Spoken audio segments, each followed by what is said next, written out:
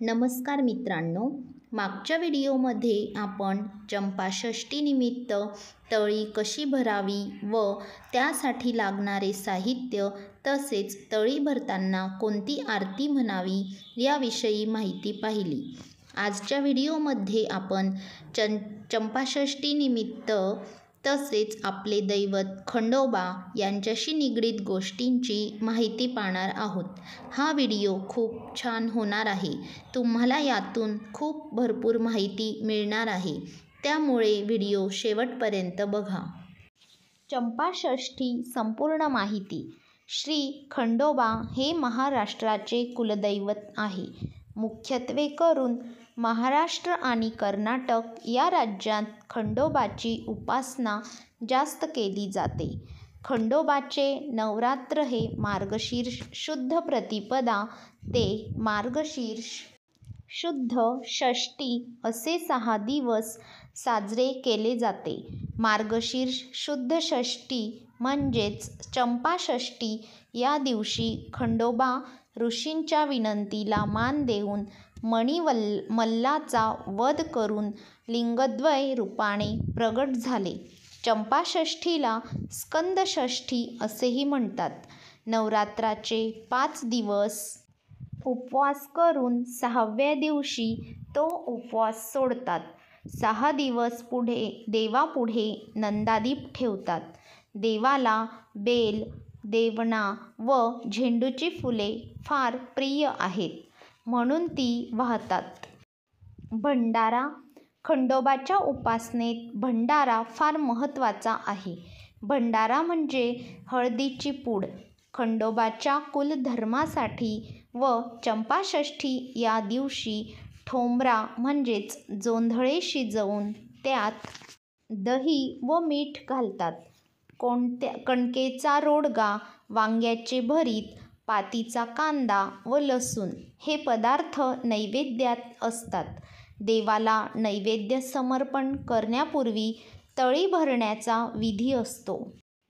तळी भरणे म्हणजेच एका ताम्हणात विड्याचे पान, पैसा, सुपारी, भंडारा व खोबरे हे पदार्थ ठेवून ते ताम्हण सदानंदाचा येळकोट किंवा येळकोट येळकोट जय मल्हार असे मोठ्याने 3 वेळा म्हणून 3 वेळा उचलतात. नंतर दिवटी व बुधली घेऊन आरती करतात. देवाकडे तोंड करून भंडारा व खोबरे उधळतात व प्रसाद वाटतात. खंडोबाची 5 प्रतीके पाहूयात. पहिलं म्हणजे लिंग. हे स्वयंभू अचल अगर घडीव असते. दुसरं म्हणजे तांदळा. ही चल शिळा असून टोकाखाली निमुळती होत जाते. तिसरं आहे मुखवटे. हे कापडी किंवा पितळी असतात. चौथं आहे मूर्ती. ह्या उभ्या, बैठ्या, घोड्यावर कधी धातूच्या किंवा दगडाच्याही आढळतात. 5वं आहे टाक. घरात पूजेसाठी सोन्याच्या पत्र्यावर किंवा चांदीच्या पत्र्यावर बनविलेल्या प्रतिमा. खंडोबा ही देवता भक्तांची मनोकामना पूर्ण करणारी व नवसास पावणारी आहे. त्यामुळे नवस बोलणे व तो फेडणे याला फार महत्त्व आहे. आता पाहूयात काही सौम्य नवस. पहिलं म्हणजे मौल्यवान वस्तू देवास अर्पण करणे. दुसरे दीपमाळा बांधणे. तिसरे मंदिर बांधणे किंवा मंदिराचा जीर्णोद्धार करणे व चौथे म्हणजे पायऱ्या बांधणे, ओवरी बांधणे. 5वं देवावर चौरी ढाळणे. खेटे घालणे म्हणजेच ठराविक दिवशी देवदर्शनास जाणे. 6वे आहे पाण्याच्या कावडी घालणे. उसाच्या किंवा जोंधळ्याच्या ताटाच्या मखरात प्रतिकात्मक देवाची स्थापना करून वाघ्या-मुरळीकडून देवाची गाणी म्हणविणे. यालाच जागरण किंवा गोंधळ असेही म्हणतात. देवाची गदा म्हणजे वारी मागणे. देवाच्या नावाने ठराविक काळात भिक्षा मागणे. 9वे म्हणजे तळी भरणे, उचलणे. दही भाताची पूजा देवास बांधणे. 10वे आहे पुरण वरण व रोडग्याचा 8व्या रीतीनुसार नैवेद्य करून ब्राह्मण गुरव व वाघ्यामुरळी यास भोजन घालणे. 11वे कान टोचणे, जावळ शेंडी आदी विधी करणे, खोबरे भंडारा उधळणे तसेच देवाच्या मूर्ती विकणे. आता जाणून घेऊयात खंडोबाच्या दिनविशेष काय. रविवार हा खंडोबाचा दिवस मानण्यात आलेला आहे. सोमवती अमावस्या, चैत्री, श्रावणी व माघी पौर्णिमा, चंपाषष्ठी व महाशिवरात्र ह्या दिवसांना विशेष महत्त्व आहे. मल्हारी मार्तंड हा शिवाचा भैरव अवतार मानला असल्याने रविवारला विशेष महत्त्व आले असावे. चैत्री पौर्णिमा हा मार्तंड भैरवाचा अवतार दिन आहे. श्रावणी पौर्णिमेस मल्हारी व बाणाई यांचा विवाह झाला. माघी पौर्णिमा हा म्हाळसेचा जन्मदिवस आहे. तर मार्गशीर्ष शुद्ध षष्ठी म्हणजेच चंपाषष्ठी या दिवशी खंडोबा ऋषींच्या विनंतीला मान देऊन मल्लाचा वध करून लिंगद्वय रूपाने प्रगट झाले. महाराष्ट्र आणि कर्नाटकातील 12 प्रसिद्ध स्थाने ही कोणती ते पाहूयात. महाराष्ट्रामधील पहिलं म्हणजे कडेकऱ्हे पठार, जेजुरी. दुसरं निमगाव, पाली, पेंबर, सातारामधील. नळदुर्ग हे धाराशिवमधील उस्मानाबादमध्ये. 5वं म्हणजे अहमदनगरमधील शेंगुड. 6वं म्हणजे औरंगाबादमधील सातारे आणि 7वे माळेगाव. आता पाहूयात कर्नाटक या राज्यातील विशेष स्थाने. मैलारपूर, पेंबर, बीदर. मंगसुल्ली, बेळगाव. मैलारलिंग, धारवाड. देवरगुडू, धारवाड. मनमैलार, बल्लारी. आता पाहूयात खंडोबाचे नवरात्रोत्सव. खंडोबा हे अनेक कुटुंबे आपले कुलदैवत म्हणून मानतात. खंडोबाला मणिमल्लाचा वध केला म्हणून मल्लारी किंवा मल्हारी, मैलार तसेच म्हाळसादेवीचा पती म्हणून म्हाळसाकांत, मार्तंड भैरव किंवा स्कंद पर्वतावरील खंडा घेऊन दैत्याचा वध करणारा म्हणून खंडोबा असे म्हणतात. स्कंद पर्वतावरील श्रीशंकर आपल्या खड्गासह मल्लासुराचा वध करण्यास आला. त्यावेळी खड्गाला खंडा असे नाव पडले. हा श्रीशंकराचा अवतार खंडामंडित झाला म्हणून त्याला खंडोबा असे नाव म्हणू लागले. खंडोबाची वेशभूषा काय ते पहा. साधारणपणे विठ्ठलासारखी देहयष्टी, पांढरे धोतर, डोक्याला रुमाल, अंगरखा, उपरणे असा साधाच वेश असतो. आता पाहूयात प्रमुख भक्ती. बेल, भंडार वाहणे हीच त्यांची प्रमुख भक्ती होय. हळदपूड, सुक्या खोबऱ्याच्या वाट्या एकत्र करून तो प्रसाद व येळकोट येळकोट जय मल्हार हा गजर करतात. याचा अर्थ असा लावतात की हे खंडेराया, सर्वत्र भरपूर अन्नधान्य पिकू दे, ज्यायोगे सर्वत्र सुकाळ होईल आणि आम्हाला भरपूर दानधर्म करता येईल. खंडोबाच्या हातातील वस्तू कोणत्या आहेत ते पाहूयात.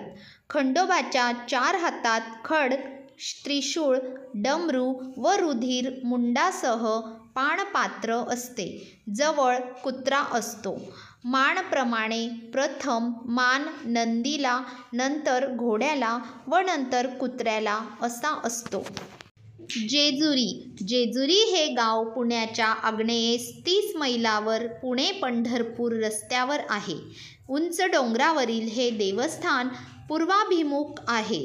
या मंदिरात असणाऱ्या राम मंदिरात एक लेख आहे. त्याप्रमाणे हे स्थान ज्येष्ठ कृष्ण 13 शके 1792 मध्ये श्रीरामचंद्र मल्हार ढगे जोशी बायजाबाईंचे जेऊर यांनी बांधले असा उल्लेख आहे.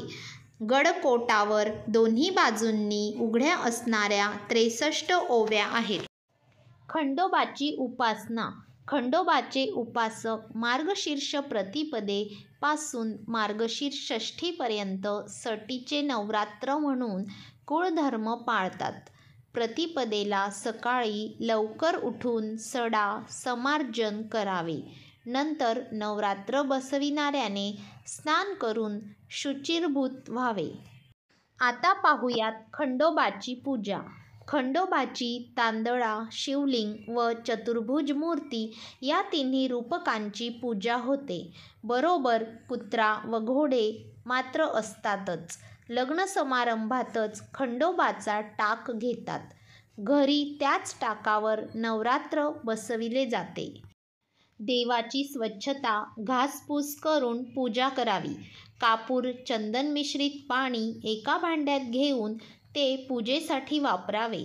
पूजा करताना फुले, गुलाल व भंडार वहावा. भंडार लावलेले तांदुळाचे दाणे वहावेत. तसेच पूजा करताना देवाला प्रिय तांबडी, निळी, पांढरी कमळे व इतर त्या रंगाची फुले, पारिजातक, झेंडूची मालती फुले अर्पण करावीत.